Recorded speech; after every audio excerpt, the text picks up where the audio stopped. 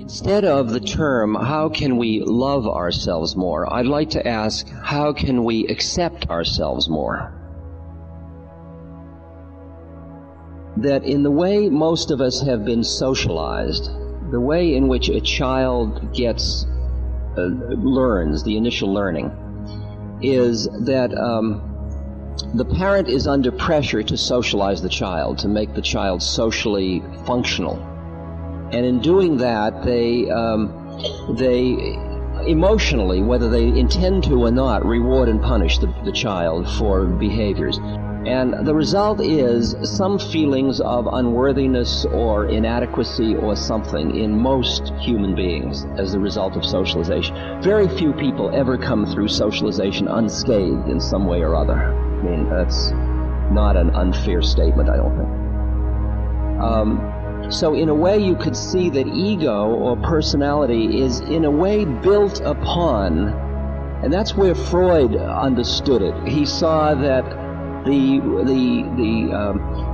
repression of id, or impulse life, because of the way the society has to deal with a child's impulses to get it to be socialized, usually is left with a feeling that somehow I'm bad. I have these things that are not acceptable. And so then you build this social structure, and often what you end up with is a personality that's constantly looking to the world and other people. Do you approve of me? Do you like me? Am I good enough? Am I acceptable to you? And have I achieved enough? And you get an A for effort, and you feel good. And if you don't get the A, it's not like you feel nothing, you feel bad. And it's as if the baseline is negative, not zero. Do you hear the issue that I'm talking about? Now, so that you're constantly using your life experiences as a way to disprove a basic negative feeling about yourself. That's a very, very common thing in social structure and in human development, in ego development. Now, so many psychological systems, like Freud's system, for example, works primarily with negative going to zero. That's the domain that you work with.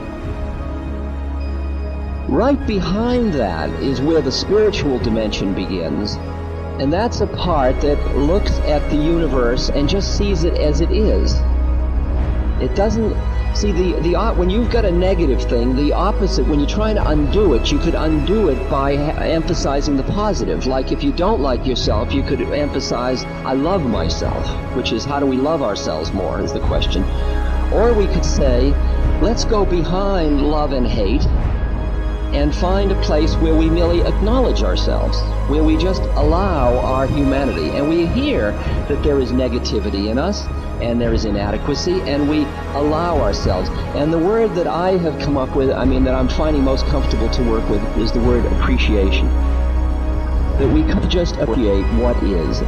It's interesting, the way I've looked at it is that you go out into the woods and into the forests, and you look at trees and you appreciate the trees. You don't say that tree is good and that tree is bad because one tree is fat and one is thin, or one is tall and one is short, or one is bent and one is straight, and you appreciate them the way they are. They are what they are, and you can appreciate them. But the minute you get near humans, it's interesting that you immediately go into a judging mode.